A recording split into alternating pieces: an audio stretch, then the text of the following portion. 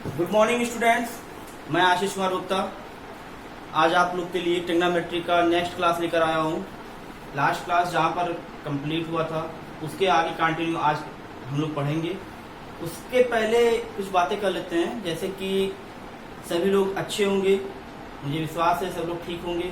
अगर सब लोग ठीक हैं तो कमेंट सेक्शन में आकर के जरूर लिखें आई एम फाइन सर। और एक चीज और है, कमेंट सेक्शन का मतलब ये है कि यूट्यूब के कमेंट सेक्शन में मैंने व्हाट्सएप के ग्रुप में डालने के लिए नहीं कहा था, लेकिन अगर वहां पर भी कोई लड़का डालता है तो कोई दिक्कत नहीं है मुझे। वहां पर भी लिखे आई एम फाइन सर, और यहाँ पर भी क्या करे कि आई एम फाइन सर लिखे। अब यहाँ पर जैसे यूट्यूब में कमेंट सेक्शन कुछ लोग को नहीं पता है कि कहाँ पर होता है, तो मैं बता दूं, जो वीडियो हम लोग देखते हैं उस वीडियो के जस्ट नीचे मेरा टाइटल लिखा होता है, जिसपे मैं जो लिखा रहता हूँ कि हाँ क्लास का ये वीडियो है, वो उसके नीचे 5-6 ऑप्शन बने होते हैं। एक ऐसा जिसे हम लाइक बटन कहते हैं, और इस बटन को जब हमें वीडियो पसंद आता है तो हम इसे क्लिक करते हैं। एक ये बटन है जिसका मतलब है डिसलाइक, और डिसलाइक मतलब ये होता है कि हमें वीडियो पसंद नहीं आया। उसी के जस्ट बगल में हमारा एक कमेंट का भी बटन होता है, और उसे हम क्लिक करते हैं तो हमें क्या देखने को मिलता है कि एक नीचे छोटा सा एक ऑप्शन बन जाता है, मतलब बॉक्स बन जाता है, और उसमें ब्लिंक करता है कि जिसमें हम कुछ लिख सकते हैं।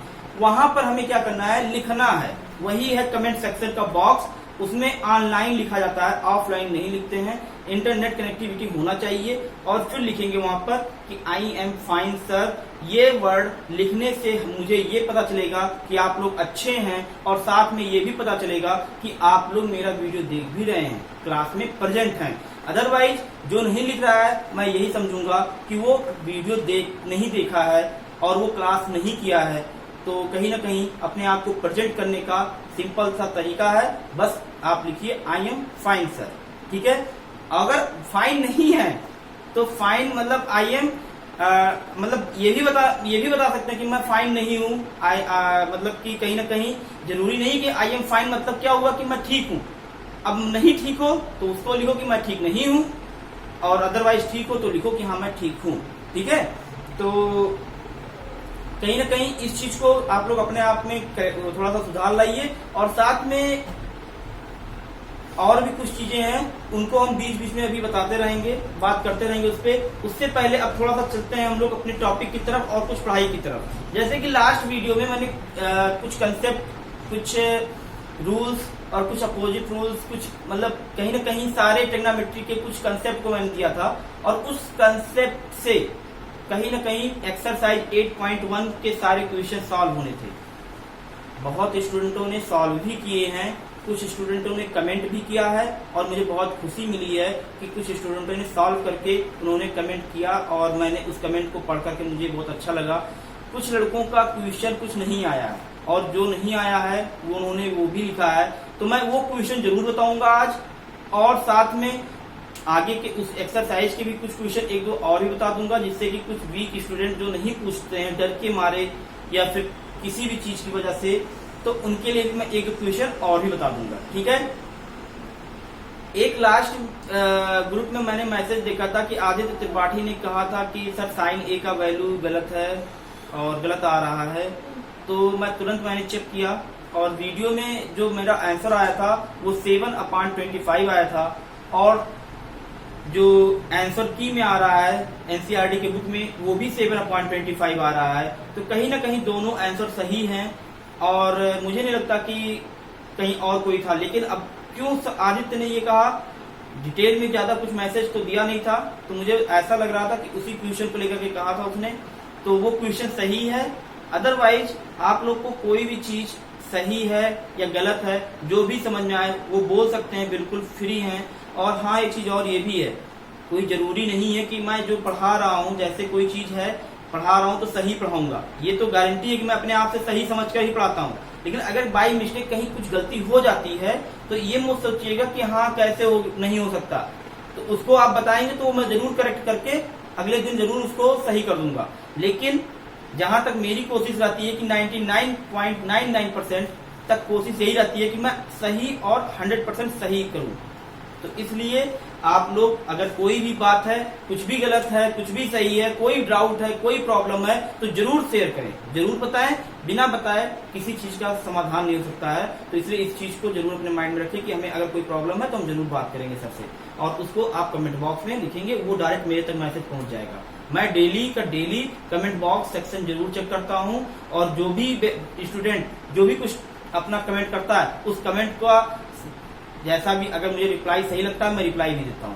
ठीक है, आगे चलते हैं हम लोग सिलेबस की तरफ। सिलेबस में कुछ क्वेश्चंस पूछे गए हैं, उनको भी बताऊंगा साथ में। जैसे कि एक्सरसाइज का मैंने क्वेश्चन पहला कराया था, और पहले का वहां से देखते हैं, एक मिनट। हाँ, क्वेश्चन नंबर एक्सरसाइज 8.1 हम लोग कर रहे थे। 8.1 में पहला क्वेश्चन हो गया है, और पहले में first second part I think सभी लोगों ने कर लिया होगा। सेकंड क्वेश्चन जो है उसको थोड़ा सा देख लेते हैं। काफी ज्यादा टफ नहीं है, इजी है, मुझे पता है, लेकिन मैं भी फिर भी बता रहा हूँ इसलिए कि कुछ स्टूडेंट ऐसे भी हैं जिनको नहीं आता है, वो चुप मारकर बैठे हैं घर पे और पूछते भी नहीं है, तो उनके लिए मैं बता रहा हूँ। और जिनको आ गया है बहुत अच्छी बात है, वो लोग के लिए वो वेट करें, उनका क्वेश्चन जो नहीं आया है वो क्वेश्चन का सोल्यूशन मैं दूंगा।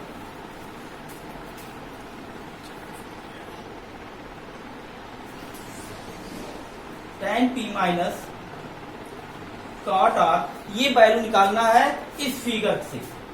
ये फिगर हमारे बुक में क्वेश्चन में दिया गया है, और यहां पर हमारा क्या है, P है, ये Q है, और ये R है। यहाँ पर इसका वैल्यू 12 सेंटीमीटर है, और यहाँ पर 13 सेंटीमीटर है।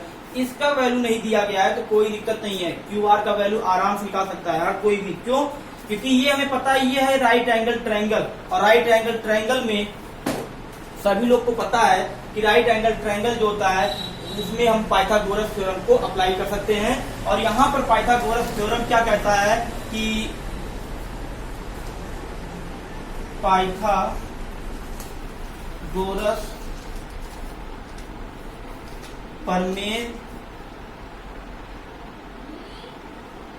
प्रमेय से, तो यहाँ पर हमारा प्रमेय से इसको लगाएंगे जब, तो इसमें क्या होगा कि पी आर जो है हाइपोटेनियस है। हाइपोटेनियस हमारा यहाँ से P R square equal to P Q perpendicular का स्क्वायर प्लस क्यू आर का स्क्वायर। ठीक है, पाइथागोरस थ्योरम हमें ये कहता है कि हाइपोटेनियस का स्क्वायर बराबर परपेंडिकुलर का स्क्वायर प्लस बेस का स्क्वायर। वैल्यू पुट करके सिंप्लीफाई कर लो, और यहां से हमारा आ जाएगा ये 13 का स्क्वायर, और सी क्यू हमारा हो जाएगा 12 स्क्वायर प्लस क्यू आर हमें निकालना है। सिंप्लीफाई कर लेते हैं, ये हो जाएगा हमारा कितना 169, और ये हो जाएगा 144 प्लस क्यू आर स्क्वायर। इस क्यू आर को हम लोग इधर कर देते हैं। एक काम करते हैं, इस 144 को इधर ट्रांसफर कर दो, और पूरे टर्म को इधर लिख दो, और इस टर्म को इधर कर दो।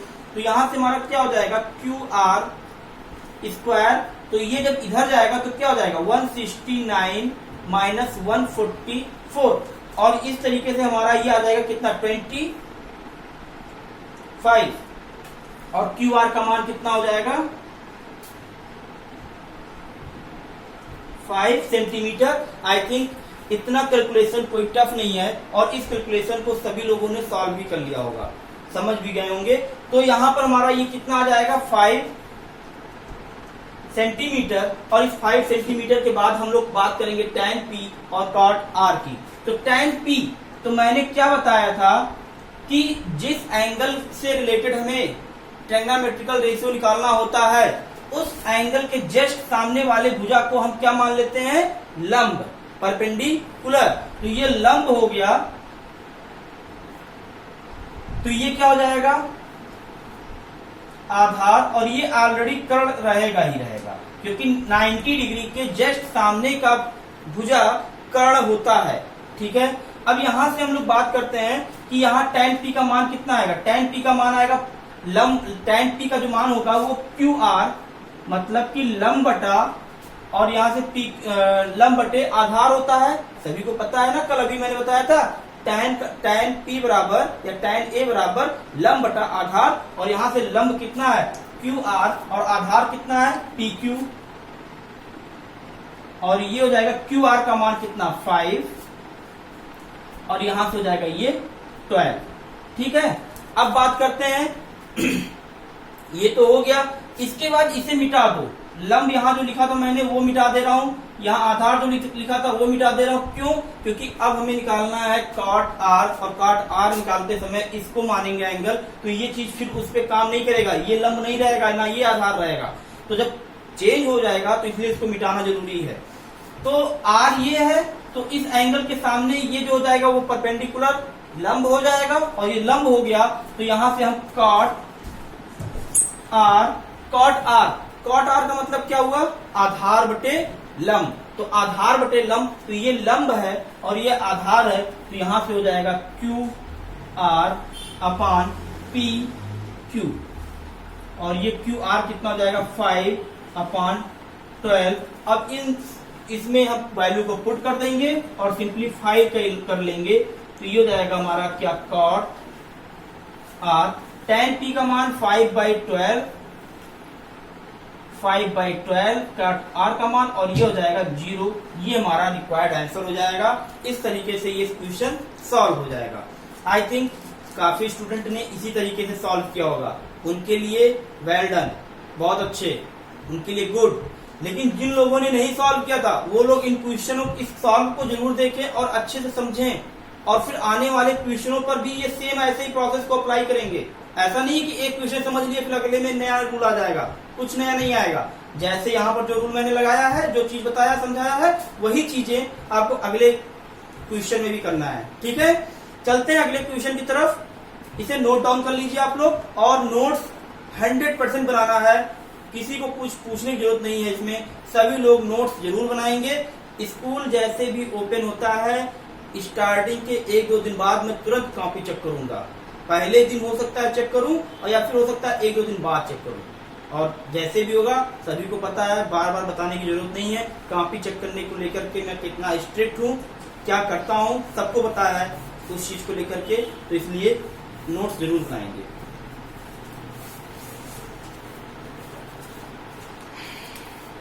चलते हैं हम लोग अगले क्वेश्चन की तरफ, और अगले क्वेश्चन में जैसे कि मैं देख रहा हूं क्वेश्चन नंबर 3 काफी इजी है। साइन A का मान दिया गया है, cos A, tan A का मान आसानी से निकाल सकता है, सब कोई, हर कोई निकाल सकता है। क्वेश्चन नंबर 4 ये भी इजी है, थोड़ा सा सिंप्लीफाई मैं कर दे रहा हूं, हल्का सा बस सिंप्लीफाई करूंगा, ज्यादा नहीं, क्योंकि उसमें कुछ करना नहीं है ज्यादा कुछ। जैसे अभी तुम सभी लोगों ने पहला दूसरा क्वेश्चन किया है, ये सेकंड नंबर क्वेश्चन किया है, सेम वही कंसेप्ट है सब कुछ, लेकिन थोड़ा सा कंफ्यूजन हो सकता है किसी के दिमाग में, तो वो कंफ्यूजन मैं दूर कर दे रहा हूं। जैसे कि क्वेश्चन नंबर 4 में 15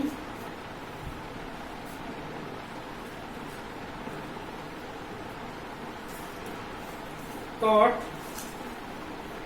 A बराबर 8, तो करना क्या है कि इसे cot A बराबर 8/15 कर देना है बस। अब इस 15 के आने के बाद सभी को पता है कि ये हमारा cot A में क्या होता है आधार, और ये क्या होता है लंब। आधार और लंब अगर हमें पता चल गया है तो हम क्या कर सकते हैं, कर्ण निकाल सकते हैं, क्योंकि ये आई थिंक cot A ये बताता है कि जो एंगल A है वो हमारा एक राइट एंगल ट्रायंगल पे ही अप्लाई हुआ है, और राइट एंगल ट्रायंगल में हमारा पाइथागोरस थ्योरम लगता है, और पाइथागोरस थ्योरम से हम लोग कर्ण को निकालेंगे, और कर्ण को निकालने के बाद इसमें साइन A और सेक A का मान क्या करेंगे, निकाल लेंगे आसानी से। ठीक है, तो क्वेश्चन नंबर 4-5 त्रिकोणमितीय अनुपात। सभी त्रिकोणमितीय अनुपात का मतलब ये होता है कि साइन A, कॉस A और tan A, ऐसे करके सारे त्रिकोणमितीय अनुपात, मतलब इसमें थीटा करके दिया है, कोई दिक्कत नहीं। तो क्या करना, सेक थीटा दिया गया है तो sine theta, cos theta, tan theta, cot theta और कोसेक थीटा, ये 5 ट्रिग्नोमेट्रिकल रेशियो जो बचे हैं उनका वैल्यू निकालना है। तो 5 आंसर आएगा, जो भी आएगा वो सॉल्व करने पे आप लोग अपना करिएगा और उसके बाद बताइएगा या अपना चेक करिएगा आंसर खुद से। नेक्स्ट क्वेश्चन 6 है। 6 नंबर क्वेश्चन काफी इंटरेस्टिंग क्वेश्चन है। कहने के लिए ये क्वेश्चन आई थिंक मैं जानता हूं, मैं अगर क्लास में होता तो मैं अभी चेक कर लेता।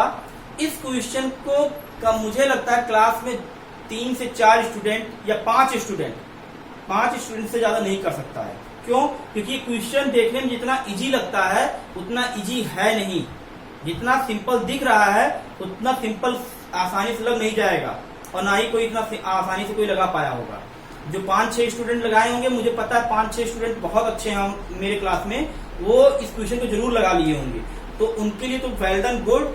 लेकिन जो नहीं लगाए हैं वो लोग इस क्वेश्चन को देखें और समझें।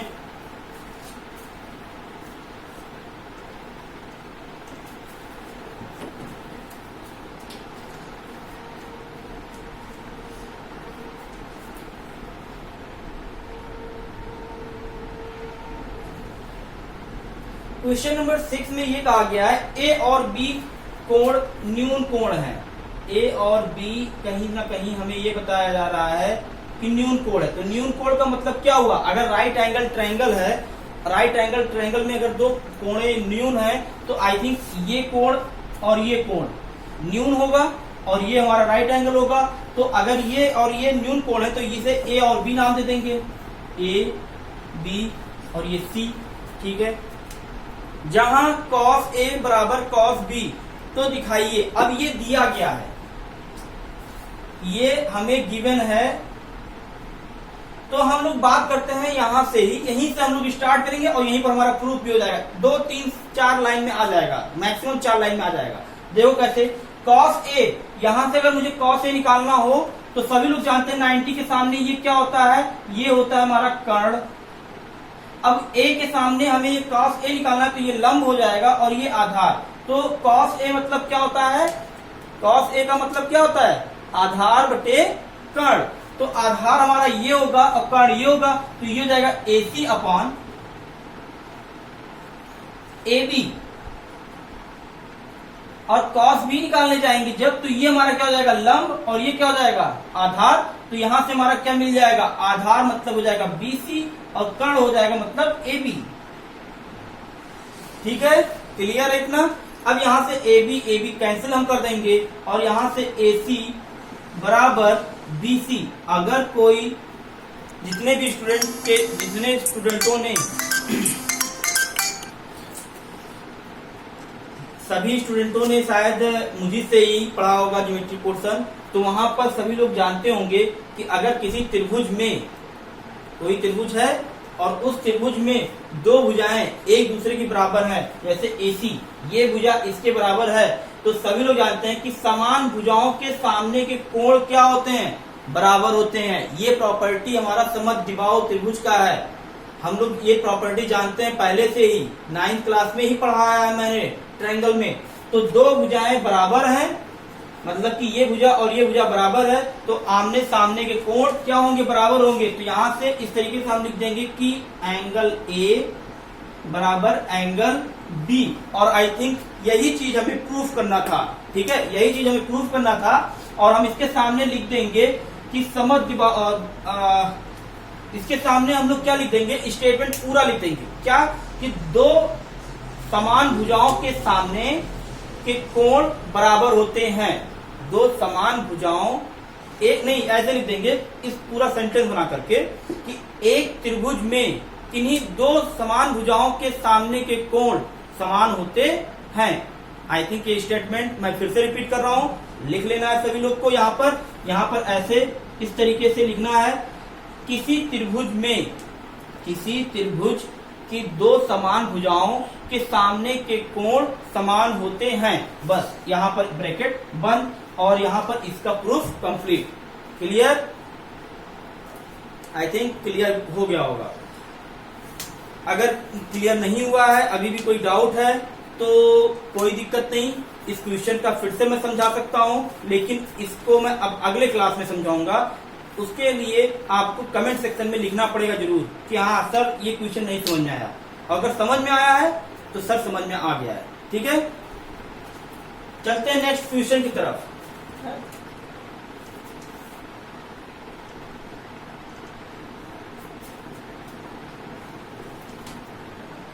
जैसे कि कमेंट सेक्शन में मैं देख रहा हूं कि प्रेजेंट टाइम में 7 नंबर के लिए एक स्टूडेंट का कमेंट आया है और 8 नंबर के लिए भी कमेंट आया है।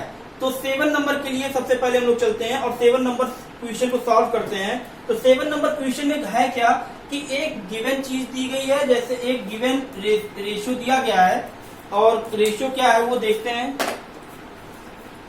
कॉट थीटा का मान दिया गया है, कॉट थीटा बराबर 7/8। तो सबसे पहले एक हमें ये वैल्यू निकालना है किसका, 1 प्लस साइन थीटा और 1 minus sine theta upon 1 plus cos theta और ये 1 माइनस कॉस थीटा। और एक और क्वेश्चन इसी में है, नंबरिंग करके लिख देते हैं यहीं पर और डायरेक्टली अब सॉल्व कर लेंगे हम लोग। कॉट स्क्वायर थीटा, तो I think cot square theta कोई टफ नहीं है, कॉट स्क्वायर थीटा तो बहुत इजी है, इसको सभी लोग सॉल्व कर सकते हैं। कॉट थीटा दिया है, कॉट स्क्वायर का मतलब इसी का होल स्क्वायर कर दो, 7 7 49। इसका आंसर जो आ जाएगा 7/8 का होल स्क्वायर, तो ये जाएगा 49/64। ठीक है, इसका जो आंसर आ जाएगा 49/64 और इस तरीके से ये हो जाएगा। चलते हैं पहले वाले पार्ट को लेकर के। तो पहले वाले पार्ट के लिए हम लोग जो सॉल्व करेंगे,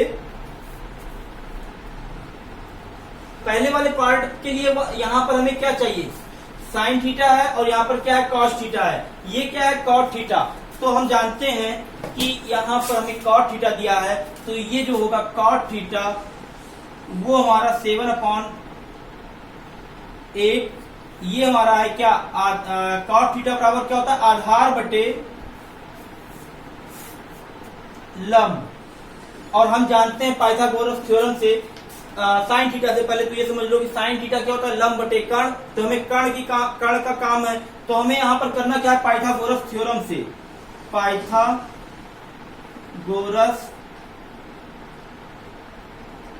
प्रमेय से